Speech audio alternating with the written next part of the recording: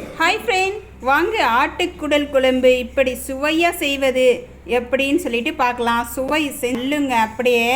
வாங்க சுத்தம் செஞ்சுட்டு குழம்பு செய்யலாம். வாங்க வீடியோக்குள்ளே போய் பார்க்கலாம்.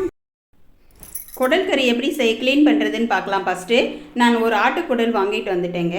அந்த ஆட்டுக்குடல் கட் பண்ணி எடுத்துடலாம் உள்ளே இருக்கிறதெல்லாம் அப்படின்னு சொல்லிட்டு மேலே இருக்கிறத கட் பண்ணுறேங்க. பார்த்தா அது கட் பண்ண முடியல, இந்த கத்தி கொஞ்சம் ஷார்ப்பாக இல்லை போல். அப்புறம் எங்கள் வீட்டுக்காரர் சொன்னார், அது உள்ளே அப்படியே வச்சுருப்பாங்க, கை விட்டு எடு அப்படின்னாங்க. சரின்னு சொல்லிவிட்டு அதை இது பண்ணிவிட்டு கை விட்டு எடுக்கலாம் அப்படின்னு சொல்லி பார்த்தேன். சரி வரல. அப்புறம் பாருங்கள், அது உள்ளே இருந்து அப்படியே அவங்க க்ளீனாக கழுவிலாம் ரெடியாக வச்சுருக்குறாங்க. அவங்க என்ன தான் க்ளீன் பண்ணி தந்தாலுமே நம்ம 4-5 வாட்டிக்கு ஒரு 6-7 வாட்டி கூட கழுவிக்கணுங்க. தப்பு இல்லை ஒன்றும். எவ்வளோக்கு எவ்வளோ கழுவுறோமோ அவ்வளோக்கு எவ்வளோ அந்த நீச்ச வாடெல்லாம் இல்லாமல் நல்லா இருக்கும். அதனால் பாருங்கள், இப்போ கொட்டின உடனே அதில் வந்துருச்சு பாருங்கள். எல்லாம் அது உள்ளே அவங்க கழுவி ரெடியாக போட்டு வச்சுட்டுருக்குறாங்க. இப்போ அந்த மேலே இருக்கிறத மட்டும் நம்ம எப்படி க்ளீன் பண்ணுறதுன்னு சொல்லிட்டு பார்க்கலாம். இந்த குடல் அவங்களே க்ளீன் பண்ணி கொடுத்துட்டாங்க, அதில் எதுவும் இல்லை. இப்போ அது உரிக்கணும்ல, அதனால் அதை மட்டும் நான் கொஞ்சம் கொஞ்சமாக கட் பண்ணிக்கிறேன் சைஸாக. ரொம்ப பொடியாக கட் பண்ணிட்டோம்னா நம்ம க்ளீன் பண்ணுறது கொஞ்சம் கஷ்டமாக இருக்கும்னு சொல்லி கொஞ்சம் பெரிய பெரிய சைஸாகவே கட் பண்ணிக்கிட்டேன் நான். பாருங்கள், இந்த சைஸாகவே கட் பண்ணிக்கிட்டேன். சுடு தண்ணி அந்த பக்கம் வச்சிடலாம் அப்படின்னு சொல்லிவிட்டு அது ஒரு பக்கம் வச்சுட்டு சூடு ஏறிட்டே இருக்குதுங்க. இப்போ அருவமனையில் எனக்கு எவ்வளோ சைஸ் வேணுமோ அந்த மாதிரி அதுக்கு தகுந்த மாதிரி நான் கட் பண்ணிக்கினேன். நீங்கள் பொடியாக நறுக்கி கட் பண்ணி க்ளீன் பண்ணிக்கிறதா இருந்தாலும் பண்ணிக்கலாம், உங்கள் விருப்பம்தான். அவங்கவுங்களுடைய விருப்பத்துக்கு தகுந்த மாதிரி, வசதிக்கு தகுந்த மாதிரி கட் பண்ணிக்க வேண்டியது தான். மொத்தத்தில் க்ளீன் பண்ணணும், அவ்வளோதாங்க. இப்போ பாருங்கள், இந்த குடலெல்லாம் அவங்களே க்ளீன் பண்ணிவிட்டு எல்லாம் சுருட்டி அவங்களே ரெடியாக கொடுத்துட்டுக்குறாங்க. தண்ணி கொதிச்சுன்னு இருக்குது பாருங்கள், நான் முதலே வச்சிட்டேன். இப்போ நான் அதை துண்டு துண்டாக கட் பண்ணேன் இல்லைங்களா, அதை அந்த தண்ணியில் சேர்த்துக்கலாம். தண்ணியில் சேர்த்துடணுங்க. வெறும் தண்ணி தாங்க வச்சுருக்கிறேன், வேறு இன்னும் பண்ணலை. சுடு தண்ணி நல்லா சூடாக கொதித்த உடனே இப்போ நான் அதை சேர்த்துட்டேங்க. சேர்த்துட்டு ஒரு மூடி போட்டுட்டு நிறுத்திடலாங்க. ஒரு 5 நிமிஷம் கழித்து அப்புறம் அதை எடுத்துடலாம். பாருங்கள், இப்போ சுட சுட க்ளீன் பண்ணுறது கொஞ்சம் சூட கை பொறுக்க முடியல, அதனால் நான் அதை தேவி எடுத்துகிட்டு பாருங்கள், அதுலேயும் எம்பிட்டு அழுக்கு இருக்குது பாருங்கள் அந்த கிண்ணத்தில் சுடு தண்ணியில் போட்டதில். இப்போ நம்ம அதை க்ளீன் பண்ணிக்கலாம். கொஞ்சம் ஆறட்டும் அப்படின்னு சொல்லிட்டு, இல்லைன்னா நம்ம பச்சை தண்ணியில் கூட நினச்சிக்கலாம். இப்போ பாருங்கள், இப்படி அசாமல் இப்படி படுக்க போட்டுட்டு அந்த கத்தியை வச்சு அப்படி ஒரு சொரண்டுனாலே வந்துடுதுங்க ஈஸியாக. ஒன்றும் ரொம்ப கஷ்டப்பட வேண்டியதில்லை. நகம் நீட்டாக இருக்கிறவங்க நகத்துலேயே அப்படியே சுரண்டி எடுத்துருவாங்க. நான் கத்தியிலே சுரண்டி எடுத்துட்டேங்க. ரொம்ப சூப்பராக ஈஸியாக வந்துச்சு, டக்குன்னு எனக்கு வேலை ஆச்சு. அதனால் நான் இந்தமாரி ட்ரை பண்ணேன். உங்களுக்கு எப்படி வசதியோ நீங்கள் கையிலே க்ளீன் பண்ணிக்கிறதா இருந்தாலும் பண்ணிக்கலாம். சின்ன சின்ன துண்டாக போட்டு, நான் பெரிய துண்டாக போட்டு இது போல் க்ளீன் பண்ணிக்கினேன். இவ்வளோ தாங்க, அதை க்ளீன் பண்ணியாச்சு. இப்போ குடல் எல்லாமே துண்டு துண்டாக நறுக்கி எடுத்துக்கலாங்க. நம்மளுக்கு எந்த சைஸ் வேணுமோ அந்த சைஸுக்கு நறுக்கி எடுத்துக்கலாம் மொத்தத்தையும். இது கொஞ்சம் நிறையவே வரும், 1 கிலோ கட்டம் வருங்க. ஒரு 5-6 பேர் நல்லா சாப்பிட்லாம் தீண்டியாக, அந்தளவுக்கு இருக்கும். 1 கிலோவுக்கு வெயிட் இருக்கும். இப்போ இந்த இதில் நான் 4-5 வாட்டி கழுவிட்டேன். இருந்தாலும் மஞ்சத்தூள் போட்டு அதுக்கும் 2 வாட்டி கழுவிடலான்னு மஞ்சத்தூள் உப்பு போட்டேங்க. உப்பு போட்டு மஞ்சத்தூள் போட்டு நல்லா அப்படியே அந்த பிசிக்கு விட்டிங்கன்னா அந்த உப்பு சால்ட்டு நல்லா அதில் இருக்கிற கெட்டதெல்லாம் வெளியே வரும். அதனால் இப்போ பாருங்கள், இந்த கிண்ணத்துலேருந்து இப்படியே மாற்றி மாற்றி பிழிஞ்சு எடுத்துட்டேன். நான் நிறைய வாட்டி கழுவிட்டேன். மஞ்சள் வாசனை இருக்குது, ஈச்ச வாடை அடிக்காதுன்றதுனால நான் மஞ்சத்தூள் உப்பு போட்டேன்.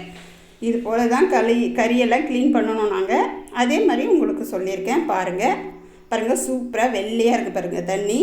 இந்த அளவுக்கு நல்லா க்ளீன் ஆகிற வரைக்கும் நீங்கள் க்ளீன் பண்ணி எடுத்துக்கணுங்க. பாருங்கள், 1 வெங்காயம், 2 பச்சை மிளகா, முந்திரி 4, 2 பட்டை, 2 லவங்கம், ஏலக்காய் 1, சோம்பு 1 ஸ்பூனு, அப்புறம் பாருங்கள் ஏலக்காய் 2 போட்டிருக்கிறேன். அப்புறம் மிளகு சீரகம் 1 ஸ்பூனுங்க. இப்போ இதெல்லாம் தட்டில் சேர்த்து வச்சுட்டேன். இப்போ இதை வறுத்துக்கலாம்.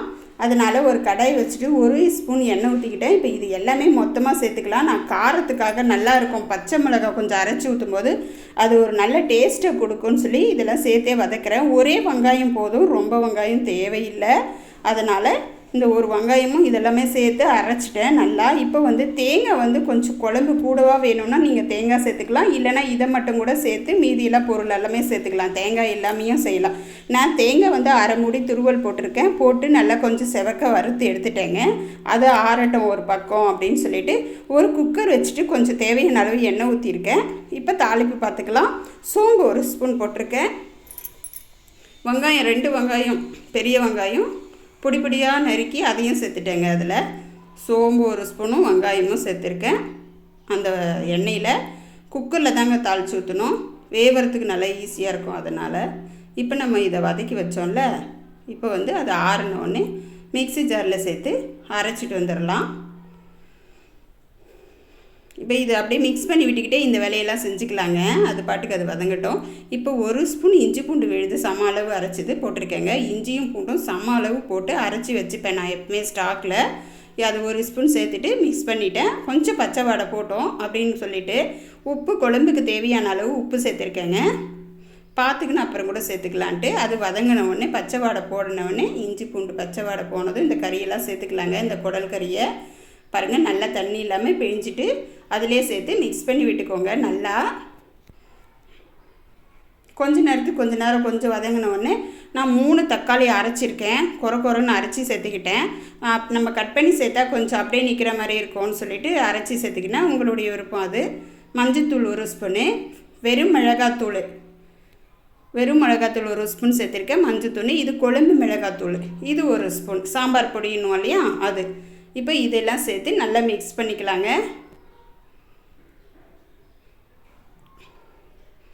இப்போ வந்து நான் அந்த அரைச்சிட்டு வந்தேன் இல்லைங்களா, அந்த பட்டை லவங்கம் ஏலக்காய் முந்திரி தேங்காய் எல்லாம் அதெல்லாம் ஊற்றிக்கிறேங்க.